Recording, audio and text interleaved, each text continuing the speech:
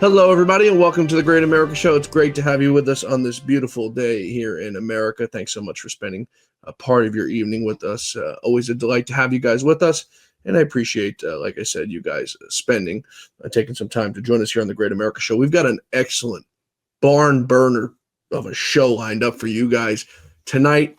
President Trump hosting his final cabinet meeting of the year. We're now few days out. I like to think it's a few days, but a few weeks out from Christmas, and President Trump dotting his I's and crossing his T's and getting everything set to go into the new year and get America first rip-roaring and absolutely flaming. So what better way than to wrap up this December than with calling a cabinet meeting? Now, President Trump took questions from reporters after his meeting, and that's when he unleashed on just about everybody, all the deep state actors, all the malignant countries who mean harm on America. Now, Trump was flanked by Secretary of War Pete Hegseth, defended the Pentagon's recent strikes on the narcoterrorist vessels in the Caribbean. The U.S. military has conducted at least 21 strikes on drug boats since September alone. Now, if you're wondering, folks, this is what a real war on drugs looks like. Hegseth has also boldly defended these strikes on these narco-terrorist boats, as the Democrat media have launched complex attacks on him and President Trump for authorizing these deadly strikes on these Venezuelan drug boats. Now, President Trump has not been happy with Nicolas Maduro, and we're going to talk all about that tonight because it's a big story, and it sees Maduro's days are numbered, whether he leaves Venezuela on his own alive or he leaves some sort of other way. We spoke about it a little bit last night, but I want to go a little bit more into it tonight. It's going to be up to him. Now, President Trump has told Maduro that him and his family have a week to get up and get out of Venezuela. If they don't, then they're going to face the repercussions. Now, Maduro has come back to President Trump and asked if he'll consider asking the international courts to get rid of the case against him because he's wanted for sedition against his people. I mean, you go down the list of crimes that man has committed, but he's wanted by the international court. So he wants asylum. President Trump said, no dice. Wants asylum with America. President Trump says, no dice. He's not playing games with this guy.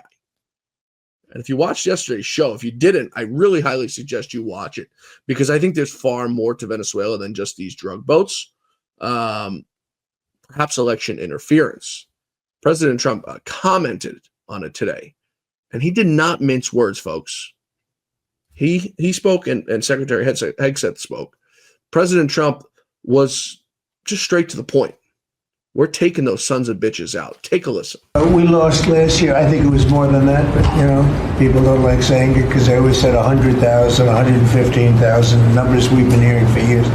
So we lost last year more than 200,000 people, dead people, ruined families beyond the 200,000. And those 200,000, that family will never be the same. But these people have killed over 200,000 people, actually killed over 200,000 people last year. And those numbers are down. Those numbers are down. They're way down. And they're down because we're doing these strikes, and we're going to start doing those strikes on land, too. The land is much easier. It's much easier. And we know the routes they take. We know everything about them. We know where they live. We know where the bad ones live. And we're going to start that very soon, too. Mr. President, thank you so much, Mr. President. You know what? When we start that, we're going to drive those numbers down so low. And then you're going to have families be able to live without the fear of their son or daughter just having a pill to have a little fun and ending up dying within a period of 60 seconds, right?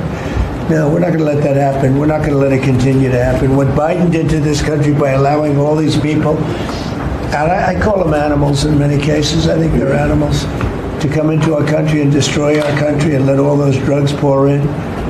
Let people just walk across the border like it was nothing.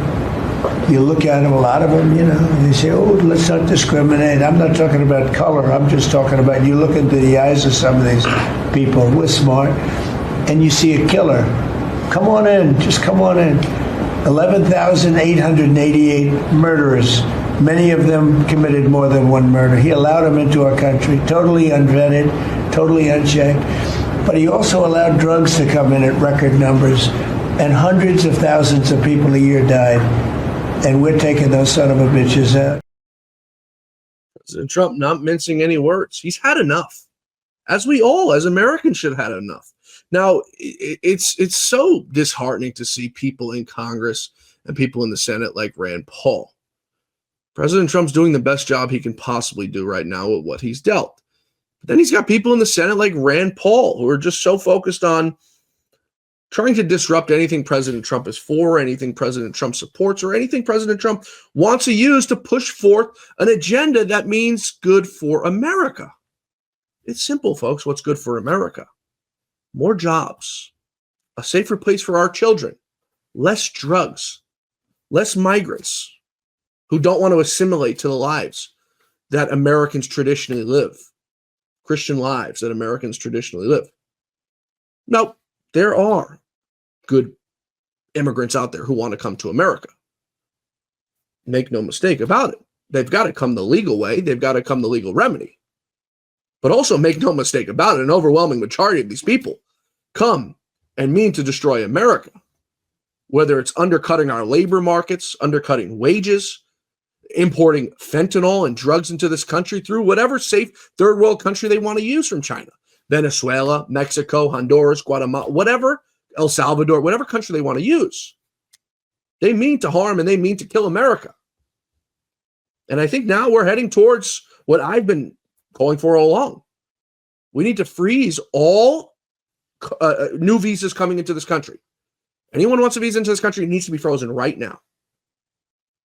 And this administration needs to hire on more people to take a look at people who are current visa holders and reevaluate them before we approve anybody else to come into this country. That's the only way you stop this influx of bad migrants and illegal aliens into this country.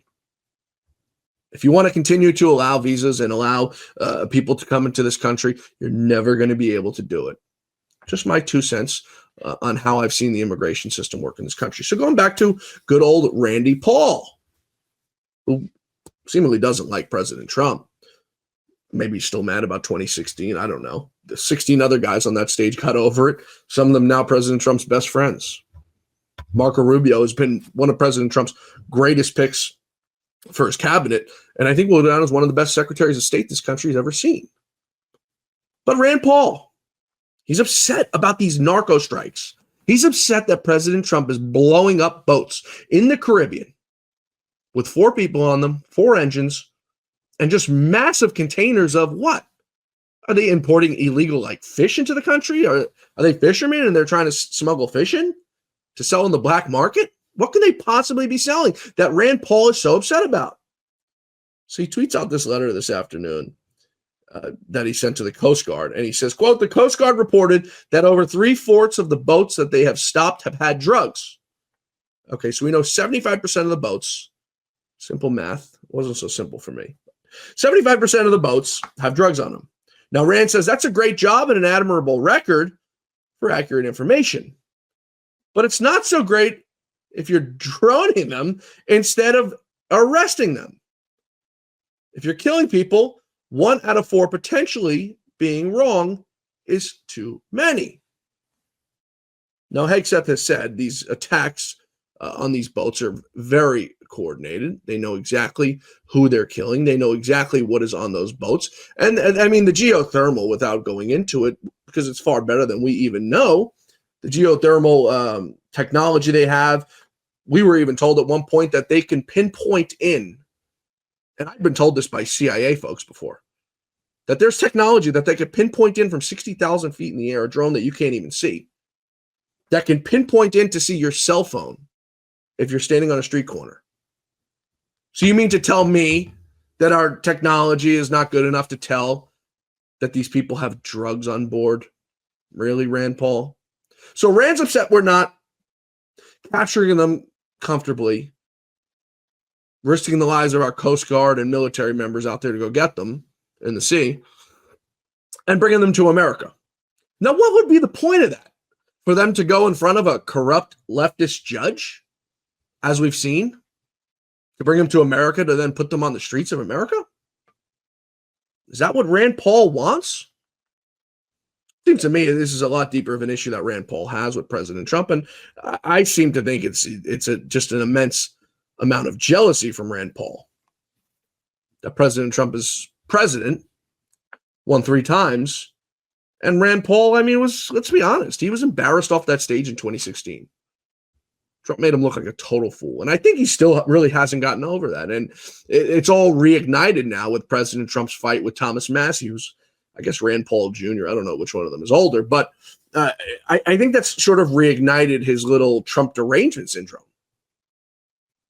So I think Rand's got to answer to what his problem is with us holding drug lords accountable, because he had nothing really to say. Now, this is the same Rand Paul, by the way, folks.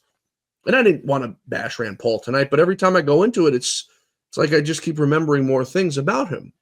Completely off script. This is the same Rand Paul who's told us he's going after Anthony Fauci for the last, I don't know, what has it been since COVID, 6 years?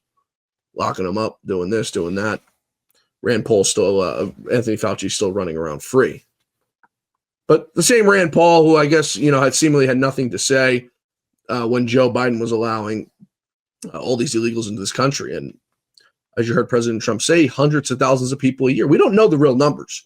The CDC puts it at just under 100,000, but that's just the number of people that we know have confirmed been overdosed with drugs.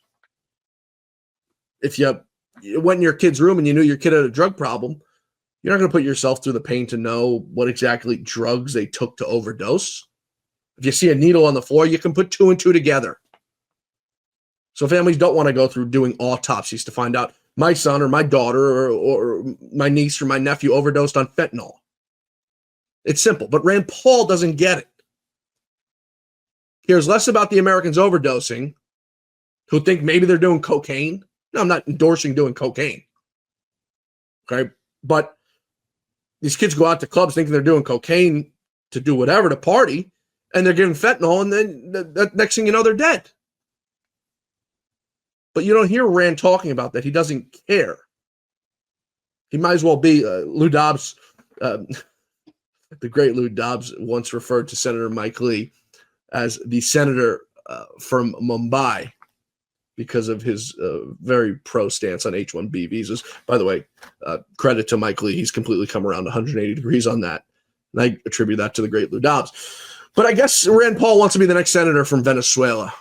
Maybe he can go down there when Nicolas Maduro times out, to say it nicely.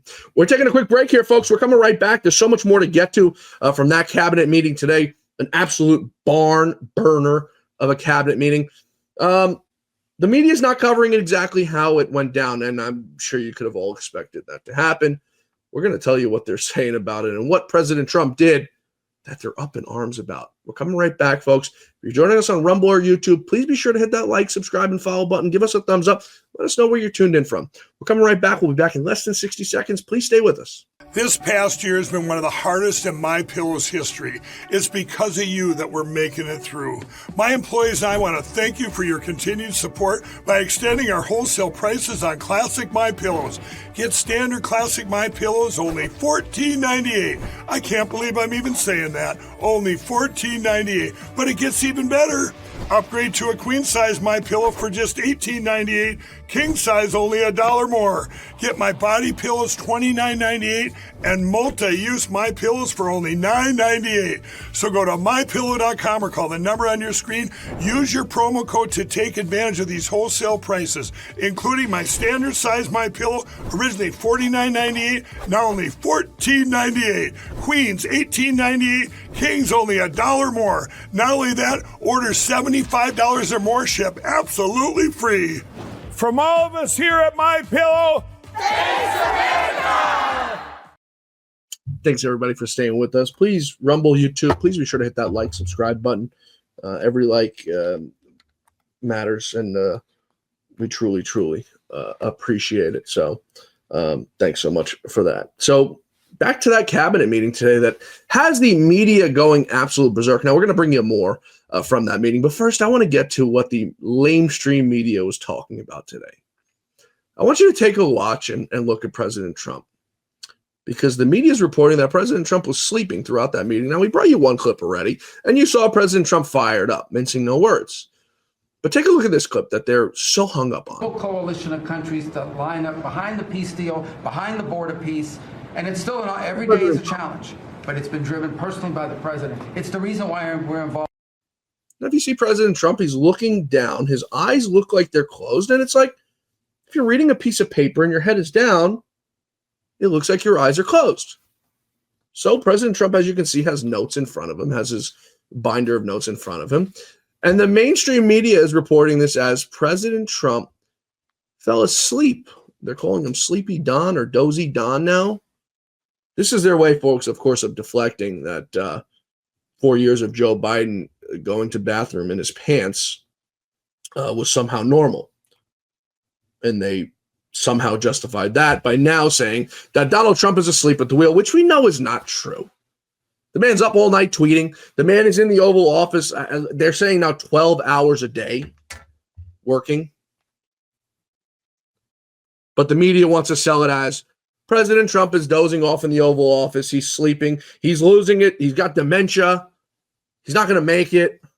We just got his MRI results back, and all was clear, by the way. This is the mainstream media, folks. They lie, they cheat, they steal. It's what they know how to do best. They are deceptive people. Total liars. But nobody holds them accountable for their lies. Nobody holds them accountable for the lies that they perpetrate on the American people. The violence that they instill in these Marxist radical leftists, jihadists, who want to kill MAGA folks, who want to kill National Guardsmen, who want to kill President Trump. And I'm sure, folks, I hate to say this, that we'll have another left-wing lunatic take a shot at somebody. Maybe kill them. God forbid. We don't want that to happen. But with the hate that the Marxist Dems continue to spew upon our members of the military, upon our members of law enforcement, upon our members of this administration, it's almost impossible to fathom that it's not going to happen again. And just look at the track record of what they've done so far. 2 shots at President Trump, almost a third. 2 National Guardsmen shot, 1 killed day before Thanksgiving. Folks doxxed on the run for their lives. It's no joke. No joke, folks. They are an immediate danger to us. There's no hyperbole about it. They bring out the worst in these Marxist left sick people who want us dead. So going back to that meeting, that cabinet meeting President Trump had today. By the way, let's get to this first, actually. The Afghani national who killed that beautiful young guardsman and has another one fighting for his life right now was all under the Biden withdrawal from Afghanistan, the massive Trojan horse that they've unleashed. Kristi Noem was on Newsmax this week, and she believes that over 100,000 Afghanis are now floating around America from that botched withdrawal. Think about that. You asked how many people came in. We think up to 100,000 people came in under Operation Allies Welcome that may be here that we don't know necessarily who they are or why they came to this country. If they came here truly maybe for asylum, or if they were someone who had nefarious ideas on how to attack Americans or to undermine our way of life. What I would say on the vetting process is that has to happen before they ever come here. They have to be vetted before we allow them to get on a plane and come to the United States of America so that we know what their intentions are and who they are. And in order for us to do that, I know from the Department of Homeland Security standpoint, we have to have another government and another country that cooperates with us, that shares information with us, that will help us check dates of service and collect biometric information and data. That wasn't done by Joe Biden. It wasn't done by his administration. They did a vetting process, but it wasn't thorough. They didn't look at social media platforms, and that's all of the changes that President Trump is implementing. I hate to break it to her, and it's not her fault. It's not President Trump's fault, but it's too late. They're already in America. They've dispersed. We have no idea who they are. We have no idea where they are. And that's that. I mean, it's like take a gallon of chlorine water and then take a gallon of water with no chlorine in it, pour them together in one big bucket, and then it's like me asking you to, okay, undivide it now and give me the distilled water with no chlorine in it. It's what it is. So they're in our country now. We have no idea where they are. We have no idea who they are. And there's no way to find out because they just allowed these people to come on in. And now we're in this situation where all it takes is one. 100,000 is way too many. But all it takes is one to radicalize a group of 10 or one to commit a mass crime. We've seen how these people do it.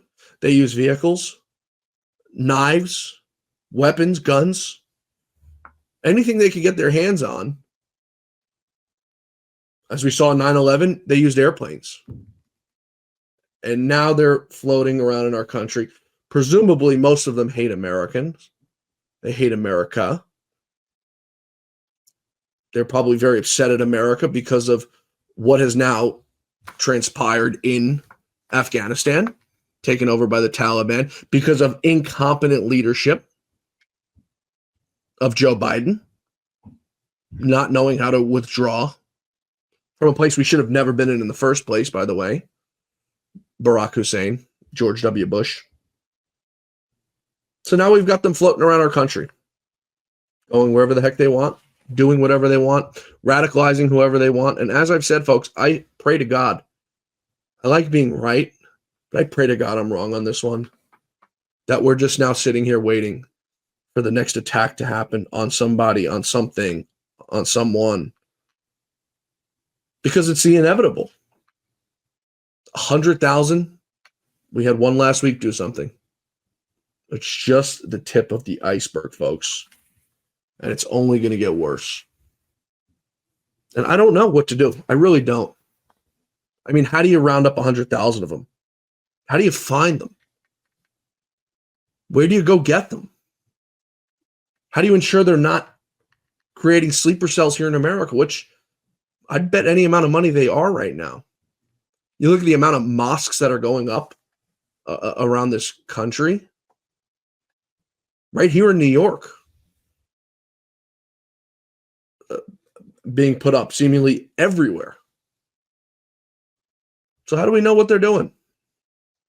We've got a CIA and NSA and three-letter agencies that care more about spying on American people, like you and I, for talking about stolen elections, than they care about these radical Islamists who have funneled into America, who are creating sleeper cells to kill tens of us, hundreds of us, maybe thousands of us.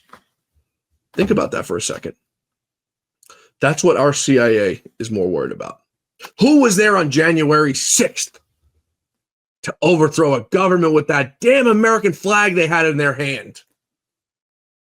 Who was there on January 6th? Whose grandmother was there on January 6th with that Trump flag on their back? Where do they live? What were they thinking of doing coming to the Capitol unarmed? As we watched undercover agents break windows on the Capitol.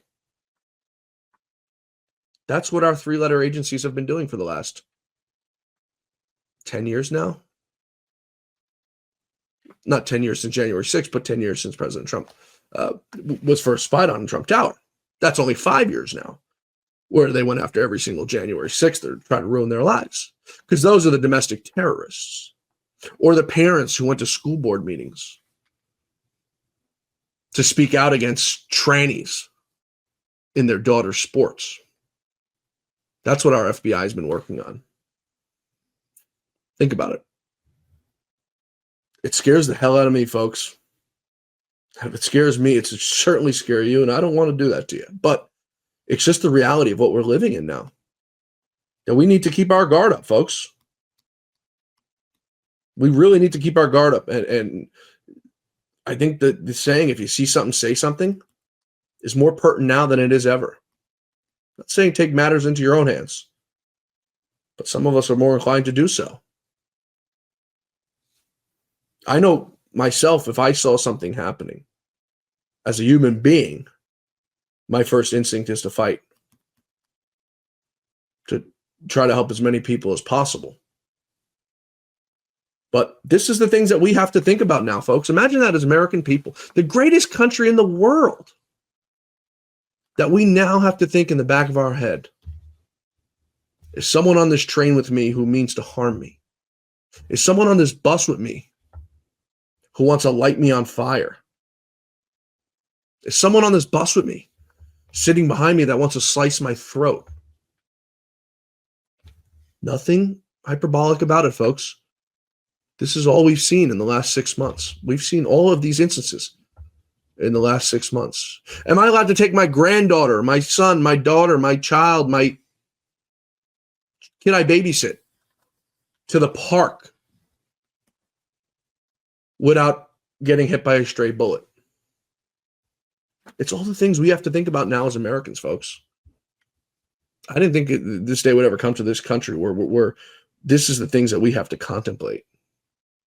The greatest country in the world, the land of opportunity, the only place you can go in the world and come with not a pot to piss in, not a penny in your pocket, and you can do rags to riches in this country because of the economic opportunity that is afforded to each and every American that comes to this country. And hell, it's even been afforded to the illegal aliens who have come to this country. That's how great of a place it is. The only place in the world where the potential is unlimited, that the sky is the limit. And we have to worry about these things. I want to take one more quick break here, folks. It's going to be less than 60 seconds, I promise. YouTube, Rumble, please be sure to hit that like, subscribe, follow button. Give us a thumbs up on audio. Give us a 5-star if you like the show. If you don't like the show, and let us know. You could email us always, info@loudobbs.com. You could send me a message on Twitter, John Fawcett NY. Our Instagram page is @The Great America Show. There's a million different ways you can get to us. You can leave us comments here on the show. We read them all. So any feedback, any guests, anything you guys want. As I say, it's not my show.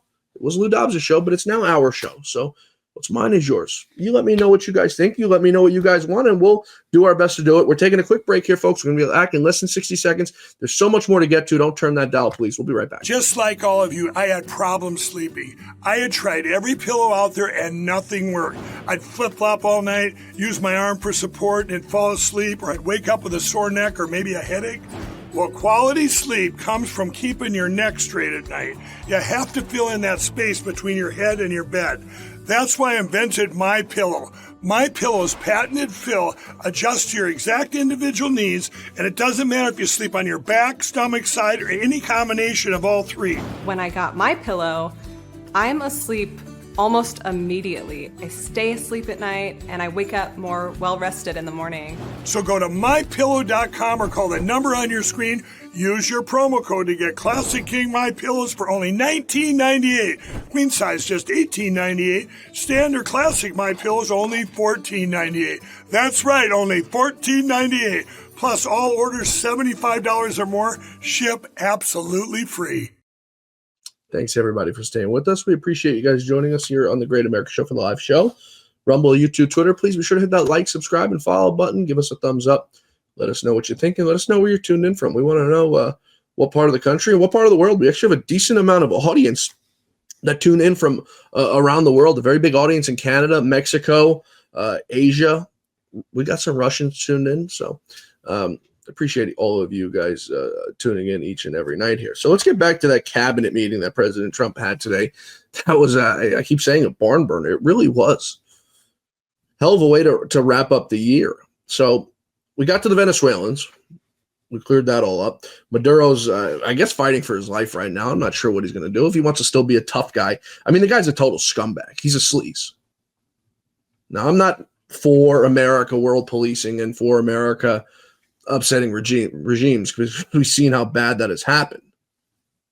The people of Venezuela have to do that, which they've tried, and we see what Maduro's done. The guy's a dictator.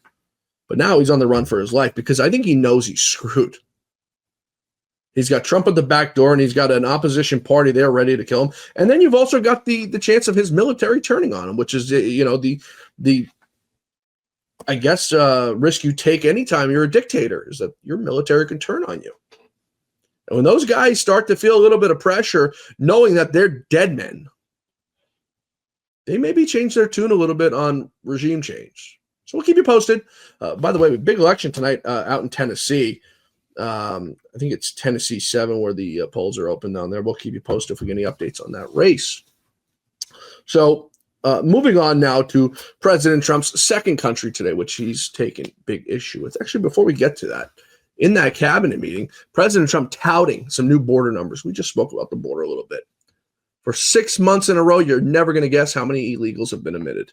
For 6 months in a row, 0 illegal aliens have been admitted into the United States. You believe that? 0. We had millions of people coming in a year, millions. Now we have 0 for 6 months, and these are given by radical left people that do the numbers. I mean, they're not doing me any favor. They're being we don't have our net numbers are unbelievable.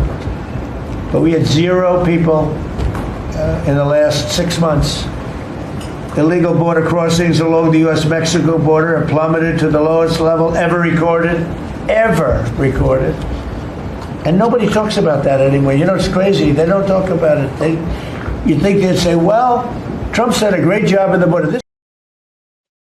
Not bad numbers. By the way, also today, President Trump, it was funny that they say he's falling asleep. He did a press conference after that where he teased who might be the next Fed chair, and to the best of my knowledge, from my understanding, I think he's thinking of tapping Kevin Hassett, his economic advisor, which I think would be a brilliant play. Kevin Hassett has his hand on the pulse, knows exactly what's going on. I think he'd be a hell of a choice, and I guess we'll have to wait a few weeks to see, but being told there's a good chance it's him. Tulsi Gabbard, who I think is doing a really good job, despite what she's up against, despite the deep state opposition that's still fluttering around her, somehow finding their way to infiltrate her agency and every other agency. Thanking President Trump for his steadfast commitment to making America great again, but lays out her fight against the domestic terror threat here at home, including the deep state that she continues to fight each and every single day. Take a listen. Thank you, Mr. President, for your leadership. I am truly grateful to be a member of your team here at this table to help support you in delivering on the promises that you made to the American people. You came in with a very clear mandate of taking on the rampant weaponization, politicization of the intelligence community and federal law enforcement, experiencing yourself, the deep state abusing their power as they have against you, your family, and so many of the American people. Bring out accountability truly for those who have abused their power, making sure that the intelligence community is supporting your efforts in keeping the American people safe, secure, and free, and being the president of peace. I'm grateful to be in this position as your Director of National Intelligence to support you in these efforts, and I'll cover very briefly what we've done over the last year under your leadership and what we look forward to continuing to focus on next year. First of all, under your leadership, again, we've taken on a historic effort for transparency, declassification, and exposing these abuses of power by these deep state actors. We've declassified over 500,000 documents, many of which had never been seen before by the American people, put them online to bring about this level of transparency. We formed a weaponization working group, again, to be able to go after a lot of these abuses of power that have never seen the light of day, to support the accountability that under Pam Bondi's leadership in the Department of Justice is coming about. Secondly, bringing about reforms to the intelligence community to make sure that we have the most effective and efficient and focused workforce that's really working on bringing about the priorities you have laid out in ensuring our country's security. And lastly, Mr. President, working with many of our partners here around the table is going after these domestic threats. We have threats coming from both Islamist ideology as well as Islamist terrorists, foreign terrorist organizations, and those who seek to do harm to the American people, many of whom were let in across our borders under the previous administration. We are focused on these tasks and this imperative for the American people, and just appreciate your leadership, Mr. President, in empowering us to be able to conduct this service. Merry Christmas. Merry Christmas. Oh, isn't it so nice to hear that again? None of that happy holidays bullshit. Merry Christmas. Beautiful thing to hear again, folks. That's music to my ears. That right there is better than everything she just said. I'm just being facetious, but Tulsi Gabbard, I mean, she's an absolute superstar for the work that she's doing for President Trump. So President Trump, I mean, absolutely rip-roared Tim Walz. Him and Tim Walz have been going at it lately. Ilhan Omar, the jihadist, who's just been absolutely disgusting lately. Lately, I guess it's since she went to Congress, somehow elected to Congress. Absolutely leveling her. And the scam of the Somalians that we've all been hearing about for the last few weeks in Tim Walz's Minnesota. Approximately, as we speak right now, 100 federal agents are surging to Minneapolis, targeting the Somali community, according to the mayor there. Christy Nome says that 50% of the visas in Minnesota are fraudulent. When President Trump hears about fraud, he doesn't like it. So what's he going to do about it? Somalians ripped off that state for billions of dollars, billions, every year, billions of dollars, and they contribute nothing. The welfare is like 88%. They contribute nothing. I don't want them in our country, I'll be honest with you. Okay? Somebody would say, oh, that's not politically correct. I don't care. I don't want them in our country. Their country's no good for a reason. Their country stinks, and we don't want them in our country. I could say that about other countries, too. I can say it about other countries, too. We don't want them to hell. We have to rebuild our country. You know, our country's at a tipping point. We could go bad. We're at a tipping point. I don't know if people mind me saying that, but I'm saying it. We could go one way or the other, and we're going to go the wrong way if we keep taking in garbage into our country. I want to bring you the longer clip. That's just a little gist of what he said, but he absolutely goes after Tim Walz and Ilhan Omar, even going as far as calling her garbage, which we all agree. Her anti-Semitic nonsense, her ridiculous, the reports that she married her brother. President Trump doesn't want these folks in our country. They don't have American values. They possess nothing of good to this country. They come here. They want to live their normal lives that they live in Somalia. Why even come to the country? You know, I was thinking something the other day, folks. Driving around, a bunch of Albanian flags hanging up on the streets for Albanian Independence Day. And I thought to myself, if you guys are so proud to be Albanians, to hang your flags on the streets of our city and our country, then why don't you go live in your country? We don't go as Americans to other countries and hang our flags other places. If it's so great and you got your independence, why are you in America? To me, it's so simple. I mean, I have background. I think I'm like Italian. I think I'm Irish and some Polish and Austrian. I don't give a damn about it. I'm American through and through. Yeah, I used to joke with Lou Dobbs. I asked him one day, I said, and I thought he was crazy when I asked him, but then I thought about it, and I was like, you know, he's right.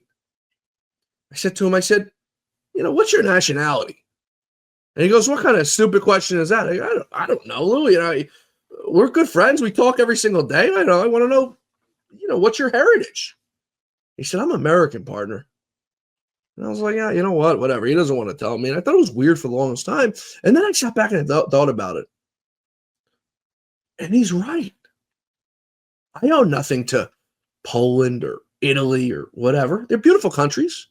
And they all have their own great things. And I've traveled to all of them. Beautiful places. But my debt is here to America. And I would never go to their country and plant my flag anywhere because it's disrespectful. Yeah, I'm proud to be an American. and I die for this country. But these people come here and they bring their bullshit with them. It literally drives me nuts. The audacity on them. If your country's so great, why are you here?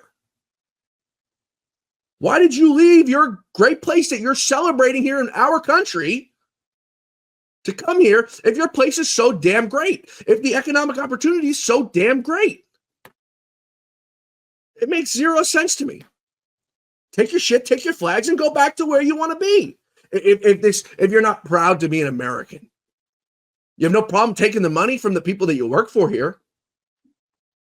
And thanks for paying your taxes. But it's so simple. If you're so proud of your heritage, then why'd you leave? I can't think of anything that would ever make me leave this country, regardless of who the president is, regardless of what idiotic thing they've done or doing or whatever they're doing. I'd die on the front lines fighting for this country before I ever went somewhere else. And that's my pride, and I wear it on my sleeve. But, just an irrelevant thought that came to my mind the other day that absolutely made my blood boil. You guys are probably out there like, these guys crazy. But it's the things, as we've seen. And I think over the last 10 years, it's made me way more patriotic than I've ever been. It's made me love this country and appreciate this country more than I've ever been. And you see, like, what happens in Venezuela and what happens in Brazil as Jair Bolsonaro is going to go to jail for 27 years. And you see the human rights abuses of what they do to the people in China. Not to say that America doesn't have its flaws. As Lou Dobbs used to say, every dog has its fleas. Of course we have our flaws. It's what makes America America. We're all imperfect as human beings. But we work through those flaws, and we try to be our best. But if you're so proud to be somewhere else, and you're so proud of your heritage, I think it's incumbent upon you, as this proud person, to go to that country and let them know how proud you are, and go support their economy, and go support the people living there, as we do as Americans. As far as I'm concerned, everybody in this country should be America first. If you ever have to question that, you shouldn't be here. And that's my riff on that before I lose my voice.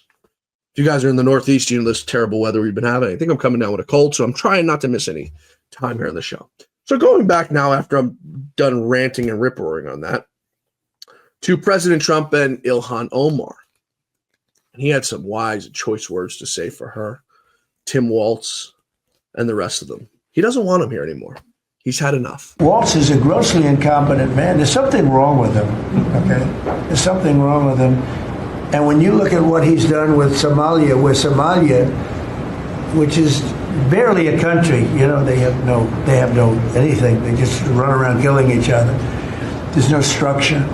And when I see somebody like Ilhan Omar, who I don't know at all, but I always watch her for years. I've watched her complain about our Constitution, how she's being treated badly. Our Constitution, the United States of America, is a bad place. Hates everybody, hates Jewish people, hates everybody. And I think she's an incompetent person. She's a real terrible person. But when I watch what is happening in Minnesota, the land of 1,000 lakes, or however many lakes they have, they got a lot of lakes, but this beautiful place, and I see these people ripping it off, and now I'm understanding, and you're going to look at, I hear they ripped off Somalians, ripped off that state for billions of dollars, billions, every year, billions of dollars, and they contribute nothing. The welfare is like 88%. They contribute nothing. I don't want them in our country, I'll be honest with you, okay? Somebody would say, oh, that's not politically correct. I don't care. I don't want them in our country. Their country's no good for a reason. Their country stinks, and we don't want them in our country. I can say that about other countries, too. I can say it about other countries, too. We don't want them to hell. We have to rebuild our country. You know, our country's at a tipping point. We could go bad. We're at a tipping point. I don't know if people mind me saying that, but I'm saying it. We could go one way or the other. And we're going to go the wrong way if we keep taking in garbage into our country. Ilhan Omar is garbage. She's garbage. Her friends are garbage. These aren't people that work. These aren't people that say, let's go, come on, let's make this place great. These are people that do nothing but complain. They complain. And from where they came from, they got nothing. You know, they came from paradise, and they said, this isn't paradise. But when they come from hell, and they complain, and do nothing but bitch, we don't want them in our country. Let them go back to where they came from and fix it. Thank you very much, everybody. I don't think you could end it on any better note than that, folks. Truly remarkable by President Trump and his address to his cabinet today and to the American people. If you don't like it, you don't like our Constitution, Omar, take your shit and get the hell out. There's no nice way to put it. Go back to your country. Go back to Somalia if it's so great, where you can marry your brothers and sisters. I just welcome everyone to go look at Somalia as a country and what they're known for. It has nothing to do with race. It has nothing to do with skin color, as the left is now going to try to make it seem. It has everything to do with the culture of incest. I think the average IQ in Somalia is under 70. I don't know if it has to do with the ancestral problem that they're having there, or the hoarding of terrorism that they're having there. I mean, the problems that we've had for years with the hijacking of ships. But they've got their own problems, far worse than any place near America. So, Ilhan, if you don't like it here, nobody's stopping you. Take you and your brother, your husband, it's the same person, and go back to your homeland. We welcome it. It's for the betterment of America and everybody here. That's all for us tonight, folks. I hope you enjoyed tonight's show. We went a little bit longer than planned. We hope to see you back here tomorrow for the Great America Show. Truth, Justice. I think we got Roger Stone with us tomorrow. I'll just do some quick shout outs here to you folks. I appreciate some of you guys on Rumble before we wrap. Kelly Song, G Wi-Fi, as always, great to have you guys. He Who Williams, Fall Girl, Strafer, you guys are the best. We appreciate you tuning in every night. Natural Man King, appreciate you guys tuning in. Bobcat, one of our monthly subscribers, we appreciate you tuning in each and every night. We'll get to your shout outs more tomorrow. I'm sorry we ran out of time tonight. There was a lot to talk about, and I'm sure you guys understand. So we'll see you back here tomorrow, folks. Truth, Justice, and the American Way is at the forefront. We'll be back here at the same time, same place tomorrow, 6 p.m. Eastern time, each and every night. And if you're joining us on audio, you can catch us twice a day on audio. We do the Great America Show midday updates. So if you're not joining us on audio already, please be sure to go ahead and go over to Spotify or Apple or iHeart or whatever you guys use and just hit the subscribe button. It's free. You'll get our Great America Show midday updates that we do, giving you the biggest news stories of the day that you guys need to know about. So all the news you need to hear, packed in a 5-minute little short segment, so you guys can get through your day and conversate with the average folks without having to read the news. I do it for you. It's nice. We'll see you back here tomorrow, folks. Thanks so much for being with us tonight here. Same time, same place tomorrow. Until then, may God bless you. May God bless America. And may God bless the great Lou Dobbs. God bless you all. We'll see you tomorrow.